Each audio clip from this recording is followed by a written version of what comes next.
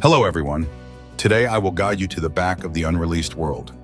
Do you know that a huge city's lifeline is now quietly but firmly trying to survive? It is about Yunnan, a major region with a population of 8.5 million. The Underground Railway of Kunming has declared financial bankruptcy. Not only are urgent staff payments at risk, but the scale of the crisis is shocking. For the general public, the fact that a major city's subway is damaged is a nightmare to imagine. However, this is reality and has triggered widespread controversy in China. The numbers do not lie. At the end of 2021, there was a balance of 3.14 billion yuan in the hands of Kunming Metro. However, only 2 years have passed since then. Surprisingly, the huge amount of 3 billion yuan disappeared like smoke, leaving only 1.1 billion yuan. Furthermore, a leaked video showed that Metro Line 9, which was supposed to be launched in 2016, has been completely suspended for several years and left unfinished. The chain of collapse does not stop. Do you remember the news reported on May 22nd? The contract for Dongguan Rail Transit Line 1 in Dongguan, which had already begun construction, was suddenly terminated. This route was supposed to be an important link between the two major economic centers, Guangzhou and Shenzhen. Dongguan citizens were eagerly waiting for its opening. Originally, it was supposed to be completed in August 2024 and carry large numbers of passengers. However, construction was suddenly canceled. This dealt a heavy blow to the local real estate market and sparked intense public debate. In recent years, China has been under mounting economic pressure. The economy has shifted. The real estate bubble has burst, banks have faced instability, and exports have declined. Foreign companies have withdrawn one after another, waves of layoffs and wage cuts have spread, and the unemployment rate has remained high. Declining cash flow has weakened consumption. The stock market remains fragile, social security is under strain, and human rights concerns continue to surface. These overlapping pressures have pushed social anxiety and tension to their limits. The central government has repeatedly ordered local governments to tighten their belts and prepare for hardship. As a result, subway and expressway expansion projects that once relied on massive government subsidies have been halted one after another. According to past data, the pandemic year of 2022 dealt a fatal blow to public transportation. In 2021, the net profit of the Shenzhen Metro Group was close to 3 billion yuan. However, in the following year, profits plunged dramatically. The same pattern appeared in other cities. The annual net profit of Nanjing Metro reached 14.9 billion yuan. Guangzhou Metro recorded 95 million yuan. Lanzhou Metro recorded 5.14 billion yuan. Even Beijing Infrastructure Investment Company Limited reported a loss of 272 million yuan. With declining passenger numbers and fare controls set too low, normal operations are no longer possible without massive government subsidies. China has more than 40 cities with subway systems, yet the more construction advances, the heavier the financial burden becomes. Beijing Infrastructure Investment holds assets of 533.8 billion yuan. Subway expansion plans have been scaled back in cities such as Shenzhen, Qingdao, Nanjing, Guangzhou, and Nanning, which were once in a construction boom. More than 5 years ago, the government quietly raised the threshold for subway construction, imposing strict conditions on GDP, population size, and local fiscal revenue. Even economically strong cities can no longer expand freely. Beyond subways, high-speed rail represents an even more expensive infrastructure burden. Annual express rail passengers reach around 700 million, while subway ridership exceeds 1.5 billion. The Beijing subway alone carries 3.5 billion passengers per year. Yet high-speed rail was promoted as a symbol of the national ambition by Xi Jinping. In 2015, he declared high-speed rail a shining national brand. Construction accelerated rapidly, and in 2016, a long-term rail network plan was approved, launching an enormous expansion project aimed at 30,000 kilometers by 2020. By 2022, however, debt at China State Railway Group had soared into the trillions of yuan, with annual losses reaching hundreds of billions. Of 18 railway bureaus, 12 were operating at a loss. Across the country, unused or underused stations have appeared. In Nanjing, some completed stations remain unopened, fenced off and empty inside. During the pandemic, smaller stations between Shanghai and other regions were closed due to lack of passengers. In Yunnan, certain stations completed in 2016 remain idle because larger nearby stations absorb most traffic. Experts point out that this outcome stems from ignoring market demand while blindly pursuing scale and speed. Despite a population of 1.4 billion, high-speed rail struggles under 5 fatal factors: excessive debt-financed construction, demographic decline, soaring operating costs, politically constrained fares, and systemic waste. Even routes operating at 350 kilometers per hour require 25 million passengers annually to break even. Yet aside from the Beijing-Shanghai line, most fail to meet this benchmark. Scholars such as Professor Zhao Jian of Beijing Jiaotong University have warned that high-speed rail poses a structural financial risk. Senior researchers, including those from Brown University, argue that an economy driven by shortcuts and debt-heavy expansion cannot sustain global leadership. The collapse of overextended infrastructure and mounting public dissatisfaction may ultimately reshape the future of the system itself. China's railway system was built to symbolize speed, power, and national revival, but today it stands under the crushing weight of debt. Massive expansion financed through aggressive borrowing has created a structure that looks impressive on the surface yet struggles to sustain itself financially. When infrastructure depends more on policy ambition than real passenger demand, the imbalance is inevitable. Interest payments alone consume enormous resources every year. Instead of generating stable returns, many lines operate at a loss. A system designed to showcase strength now exposes deep fiscal vulnerability. Debt is not the only concern. Construction quality has also raised serious questions. Rapid timelines and political pressure to meet targets often reduce room for careful planning and engineering oversight. Maintenance costs are climbing as equipment ages faster than expected. In some regions, underused stations and lightly traveled lines reveal misallocation of capital. When expansion outpaces realistic demand, inefficiency becomes structural rather than temporary. Over time, poor cost control and questionable durability undermine public confidence. Ultimately, high infrastructure should serve people and strengthen long-term economic productivity, not become a financial burden that future generations must repay. A sustainable railway network requires transparent accounting, disciplined investment, and realistic projections of population and growth. Slowing down expansion may be wiser than chasing symbolic speed. Quality, efficiency, and fiscal responsibility matter more than headline kilometers. If reform does not address debt, waste, and operational imbalance, the pressure will continue to build. The future of China's railway system will depend not on how fast it runs, but on how responsibly it is managed. China's high-speed rail was once presented as the ultimate proof that speed could rewrite history. With more than 50,000 kilometers of track, China now controls nearly two-thirds of the world's high-speed rail network, a scale no other country can rival. For years, trains racing across the country at 350 kilometers per hour were framed as symbols of efficiency, unity, and national resurgence. The message was simple. If trains could move this fast, the nation itself was unstoppable. Yet behind the spectacle, the story has quietly changed. The miracle of China speed is no longer defined by velocity, but by fragility. What looks smooth and futuristic on the surface is increasingly undermined by debt, decay, and systemic deception. The network still runs, but it is running on borrowed money, deteriorating concrete, and political silence. Yet for 2 decades, high-speed rail was treated as an economic engine that would pay for itself through future growth.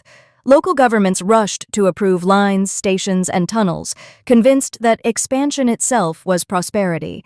Between 2019 and 2024 alone, more than $500 billion were poured into new rail construction at breakneck speed. The assumption was that tomorrow's passengers would cover today's costs. That assumption collapsed under its own weight. By the end of 2024, the China State Railway Group was carrying roughly 6.2 trillion yuan in debt, close to $885 billion. Economists now describe this burden as a gray rhino, a massive and obvious systemic risk that can no longer be ignored. The problem is not hidden or complex. It is simply too large to pretend away. Then the fundamental flaw is that most high-speed rail lines were never designed to be profitable. Officials pushed projects not because passengers demanded them, but because rail construction boosted GDP statistics and advanced political careers. High-speed rail became a political trophy rather than a transportation service. As a result, efficiency was sacrificed for speed, and long-term viability was ignored. Today, the entire system rests on a narrow financial base. Only about 5 to 6% of the total network, mainly the busiest corridors linking cities like Beijing, Shanghai, and Guangzhou, generate enough revenue to cover their own costs. The remaining 94% operates at a loss, draining resources year after year. Instead of supporting growth, the network bleeds cash. Each year, roughly $25 billion is spent just to service interest on existing debt. That money does not improve safety or repair aging infrastructure. It merely keeps the system alive for another cycle. As local governments run out of money and real estate revenues collapse, the old model of endless expansion has reached its limit. What remains is a vast system entering a long phase of slow decay. This decay begins deep inside the concrete. High-speed rail requires extremely precise ballastless track systems, capable of handling immense stress at very high speeds.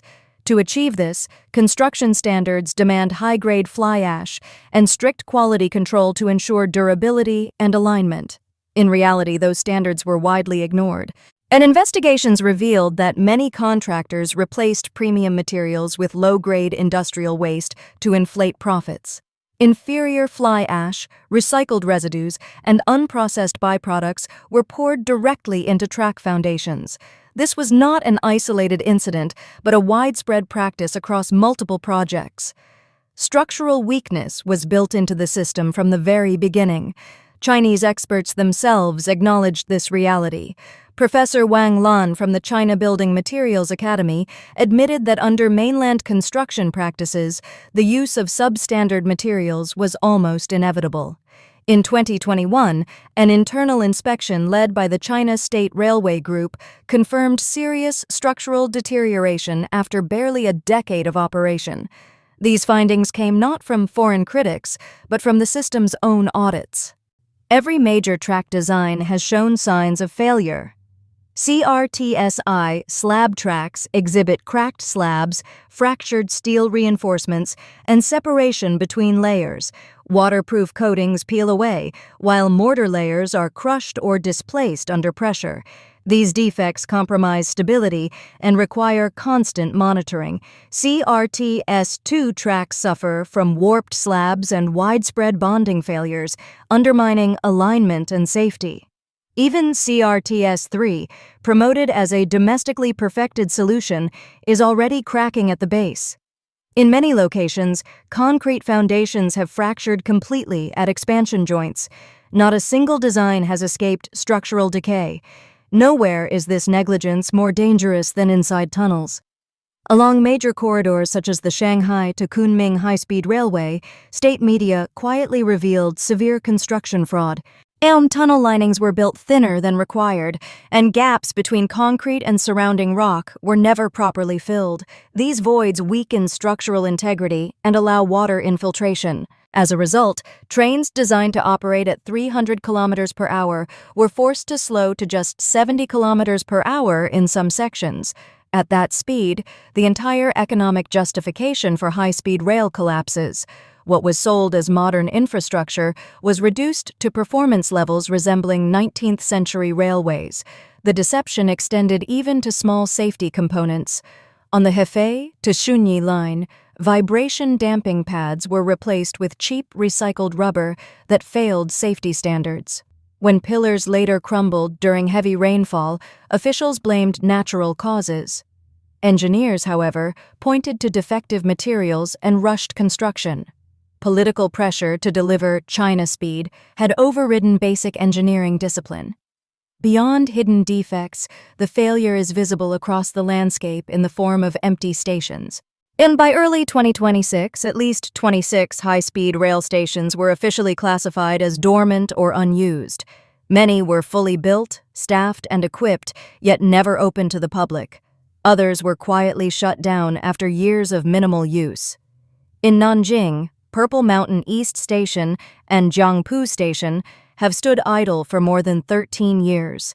Both were completed as part of a 39.4 billion yuan intercity rail project, but were deemed impractical to operate. Stopping high-speed trains there was considered inefficient despite the enormous sunk cost. The stations became monuments to miscalculation. Even unused stations require money to prevent deterioration. The rail operator still spends up to 2 million yuan per year on basic maintenance and security for each dormant station. And many were built 10 to 20 kilometers outside city centers, under the assumption that urban growth would follow the tracks. Instead, passengers found it faster and cheaper to drive. The crisis extends beyond construction quality to the ground itself. Large portions of China's high-speed rail network pass through regions experiencing severe land subsidence. Decades of groundwater over-extraction have caused the soil to compact and sink unevenly. This process is slow but relentless.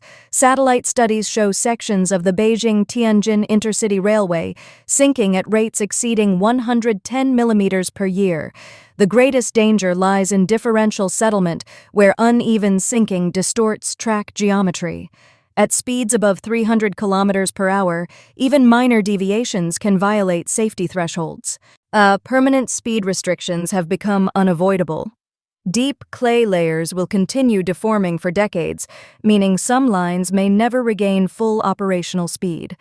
While cracked concrete is alarming, the most profound threat remains financial. By 2026, the rail system had entered a cycle where new borrowing was required simply to service old debt. Operating revenue alone was no longer sufficient. Official claims of profitability rely heavily on state subsidies disguised as auxiliary income. Without these transfers, losses would be impossible to hide. Only about 6% of the network is genuinely profitable, while the rest operates at a massive deficit. The illusion of success is maintained through accounting maneuvers. To compensate, authorities raised ticket prices by 20 to 40% on major routes between 2024 and 2025. This strategy backfired as low-income travelers and migrant workers abandoned high-speed rail. Ridership declined on precisely the lines that needed revenue most. The system lost volume while costs remained fixed. The collapse of land finance removed the last safety net. Local governments, once able to subsidize rail projects through land sales, now face their own debt crises. They can no longer support idle stations or expensive maintenance. As a result, the era of rapid expansion has ended, replaced by retrenchment and managed decline. Much of the network built during the post-2008 boom is now entering its midlife overhaul phase. Due to poor construction quality, repairs often require entire sections to be torn out and rebuilt. In many cases, maintenance costs exceed the original construction budget. The financial logic is inverted. And finally, the system confronts a demographic reality it was never designed for. High-speed rail was built for a young, growing, urbanizing population. China's population is now shrinking and aging. Older citizens travel less, while the working-age population continues to decline. Lines in the northeast and far west are unlikely to ever break even. They will remain permanent liabilities, draining state resources indefinitely. China's high-speed rail is not collapsing overnight, but it is eroding steadily. The trains still run, but the foundation beneath them is hollow.